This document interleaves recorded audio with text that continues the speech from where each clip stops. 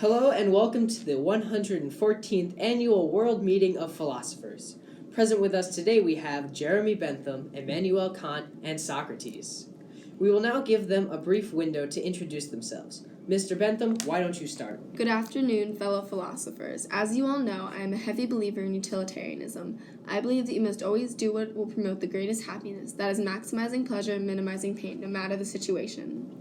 Thank you, but with all due respect, Mr. Bentham, for the greater good, can we please move on? Well, all right then. Hello and good afternoon. I, Immanuel Kant, am here before you today with the hope that together as rational human beings, we can reach similar conclusions about how to make a positive change in the Radnor High School Honor Code.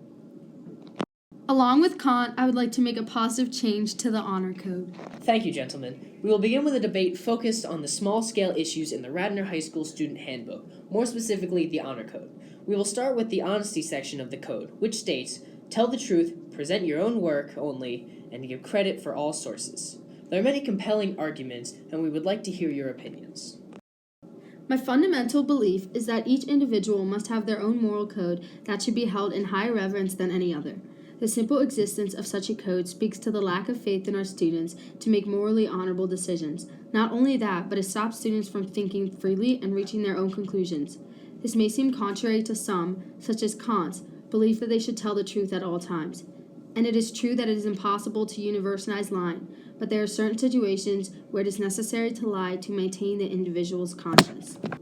Although you speak of high intelligence, I believe that we as rational human beings should be able to reach the definite conclusion that we should tell the truth.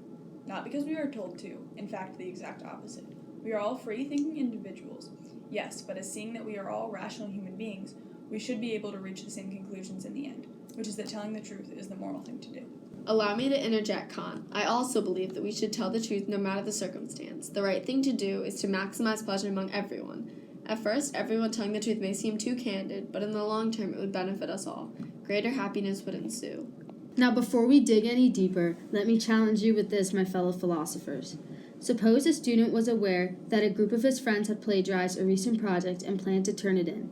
His friends made him promise not to tell anyone about what they had done. After his friends had turned in the project, the student was called into his teacher's classroom and questioned about whether he knew anything. The teacher asked him directly if his friends had plagiarized. Is he morally obligated to tell the truth and respect the honor code, which says to only present your own work, although it means breaking the promise he had made to his friends? In the case of the story I just told, you must decide what is moral and follow that. Whether the student maintained his promise to his friends or told the truth to his teacher is simply irrelevant.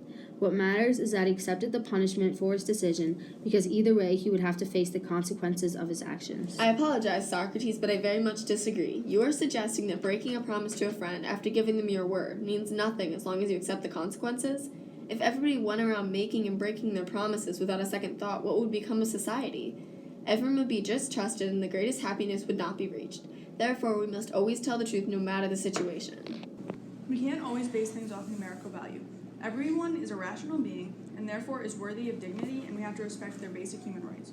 So although we shouldn't break our promises, we must acknowledge that the authority, the school administration, has power over us, and that if we universalize throwing away the school's rules, then the society that we have made falls apart. This may be true, but the problems caused by plagiarizing a simple school assignment and letting it go under the radar cause so much less pain than the social ostracization caused by turning his friends in. Fine, if that is what you deem morally right, I have no choice but to acknowledge that as a valid point of view. However, I think it is worth backtracking and recognizing that by all accounts, plagiarism is wrong. Taking another's work benefits nobody in the long run and disrespects every person's work and thus their human dignity. All right, gentlemen, maybe this would be a good time to transition to the respect and responsibility portion of the honor code.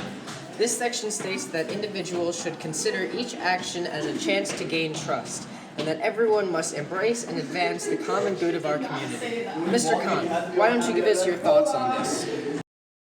If you are trying to gain something, trust in this case, with your actions, then you are missing the morality behind them. The honor code is encouraging students to act heteronomously rather than autonomously.